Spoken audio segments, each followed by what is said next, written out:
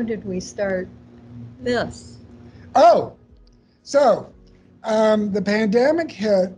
Well, let me back up. So another Chinese art teacher, another Chinese teacher came to Marquette. Mm-hmm. So we ended up, we call each other every Sunday. Still? Yes. Oh my. And so in January, she was talking January about, of 2019? yes, she was talking about the virus in China. Oh. So I got a whole heads up about what was going on and how intense it was. So then March comes and it circulated, the same COVID is circulating here. Superintendent of schools for Indiana closes all the school buildings. Well, the art room, which used to serve as a cafeteria, was my studio, is now off limits. So I'm like, oh my gosh, what am I gonna do? Well, I've got to do something. So my wife uses the entire house, pretty much the first floor, as her studio. So I retreated to the kitchen table. So there's a flat surface there. Yes, there is. So I started doing, this is an example of one of my drawings that I did post-pandemic. Look at this. So this is handmade paper from Hook Pottery and Paper. Miss Andrea Peterson supervised while I made the paper. Oh my God. And so then the design is from a cord, and I wrapped it in upholstery thread and then stitched it onto the paper. The design is based on the back stitch of another wall piece I had made earlier. Uh-huh. So I got this is really fabulous. I gotta say. Yeah, thank you. This is really intense. Yes. So I did a number of those, and then one of the local artists, Kai, sent an email out, general email to everybody. There's a classroom space available at the St. Mary's school right beside Marquette. So I went in and looked at it, and I talked with Laurel, and she said, go for it. So I got it. And here we are. And here we are. Look at this space. So I was like, Laurel had the great idea to build a gallery wall. Uh-huh. So behind the wall, I have storage of my old work. Oh. So that's back there. How do you get that? You have to go back behind that. I got you. Yeah, there's another one. So I have great storage back there. Plus, I can photograph the work. Let's look at the wall. See the wall? There's the wall. There's the wall.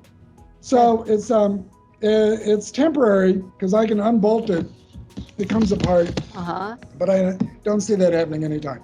So then I was like, okay, I gotta get back in the groove here. I can make things. So this is example. You remember, all of you out there, that he was a potter at one point. Yeah, but it's sculpture to begin with. Yes, sorry. Yeah, so I can go either way. So anyway, I did a series of these guys. They're discarded objects, or they're things I bought at the thrift store, and I put them together, and then they're painted as outrageously as I can. But like the drawing, there's like thread work, and there's like the same thread binding happens here. So then I've like scrap fabric from somebody gave me from China. So it's just as like. So for example, this looks like it's some old bottle. Yes. Yeah, that's a plastic bottle. This is a plastic bottle. You made a hole. Yeah, this is a spool from one of my upholstery thread things. Yes, I recognize that. This is a wooden ball that I got at a Goodwill. Uh-huh. So it's all this scrap stuff. This is another piece of plastic. Yeah, another bottle that got smushed. And this? Just a piece of wood, yeah. So it's all covered in, Laurel came up with this great idea years ago of dipping fabric in Elmer's glue. Yes. And so the entire surface of everything in my studio is covered in fabric and Elmer's glue. So it makes it really, really super strong. It's almost as strong as wood, and it sticks together. That is amazing. What do we call this? Does it have a name? This guy is Two Spirits Joy. Poupée. Because it brings me joy when I pick him up. Oh, yes. So yeah. So the poupées were a lot of fun to do. I did a number of them. I started filling the floors. Then I'm like, oh my gosh, I could have so much space here. So Okay, so here we are. That's the object before, right? Yes. And just so people can really get a sense of it, look at all that stitching. Yeah, there's a lot of. I mean, this is just amazing. Okay, now here's one of your other. Yeah, that's one of my favorite poupées. Whoops, I think we should do a little smaller. Okay, tell us about it. Oh, so let me see. The legs are metal knives that are stuck in mortar that is inside like a metal bowl container. And then I can't remember what the neck piece that goes across is, but there's a horizontal support from the body to this large rectangular form. Right. And that is used to be a water jug, one of those big 2 or 3 gallon water jugs. So I squished it and then put the Elmer's with the fabric all over it, some string. I've got the faux fur, which I'm a little addicted to. And then I discovered, because if we got an old house, how amazing this insulation foam is. So I'm doing 2 squirts of insulation foam. And before it sets up, I like jam all these fake gems in the foam. That is fabulous. Does he have a name? She have a name?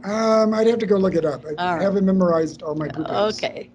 So then the world took a hold of you, and look at this. Oh yeah, it's a little hard to see, but anyway, this has got a drawer at the base, and then there's a metal, there's a cable. So I wrapped all the cable and then wrapped it with more insulation, and then in the back there is a plastic CD case. So I attached that as part of the structure, and then there was like negative space where the CDs were. Well, I installed stained glass. So there's 4 panels of stained glass in the CD holder. And then the pole comes up, and then there's a big bucket. And so I covered the bucket, and then I attached the piece of wood, and then coated that. Okay, so you were saying about the bucket? Okay, so the thing about this sculpture is it all comes apart in 8-foot sections so I can transport it. Nice. Because I don't own a large moving truck. So everything has to come out. So I've engineered conduit and plastic piping to make the vertical structure so it can all come apart in sections. And of course, you're also telling me that there is stuff in your studio that is taller than your studio. Correct. Just checking. Yeah, this guy tops out at about 9 feet. Yep. So there's only about 6 inches left. But I've decided to engineer much taller pieces. So they're scattered about in parts in the studio till I can document them.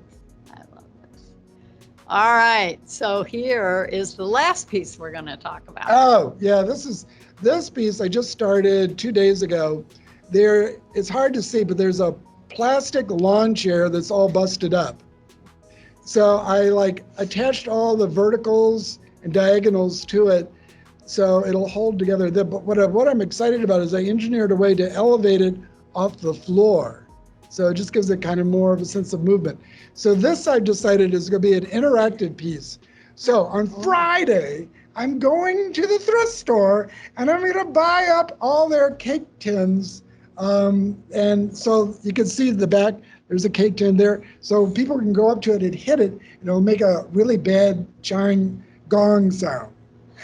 So this thing is going to be covered in those things so people can go boing, but it's going to be a little flat. It's not going to be, but I love that. So that's fabulous. Yeah, so it's going to be a very interactive piece. That's fabulous. Okay, just a minute. There we are. So Edwin. Yes. This guy is just being true to himself. You're following your bliss. Oh, I mean, Joseph Campbell would be so proud. He would be. He would be. But I never dreamed. I mean, I'm so grateful for Michigan City and everybody that's here because they have helped me on my path in many levels, in many directions. Yes. So it's been a glorious 30 years in Michigan And City. we're not done. Oh no, the show's just starting. Yeah, that's good. No, I'm very inspired by Howard Finster. I met Howard Finster before I went to Wisconsin. I was in at VCU, and Howard Finster was a self-ordained outsider preacher, but outsider artist. So he went to his congregation one time and he goes, "We can make more money if we raise cattle on the church property." And they're like, "Howard, we're not doing this. You're out of here." So Howard had so much conviction to convert the infidels that he went home to his wife and he announced, "You get the front part of the house, which looks totally normal. I'm taking the back part of the house and the whole acre of land in the backyard, and I'm going to build Paradise Park." And for the rest of his life, he built the most amazing Paradise Park that's included discarded bicycles. They turned into a tower. He'd like put a concrete wall up that had faces that he put in there. Then the neighbors started finding out about it. So they would bring things to go into the wall, like a pickled rattlesnake or somebody's tonsils. So Howard was just this high energy guy. The reason he inspires me is he didn't care what anybody think, and he didn't start till he was like 65. So the show's just starting. Yes, absolutely. Thank you, Edwin. From the heart of the park, Edwin Shelton and Suzy Vance. Hope to see you again soon. Thanks.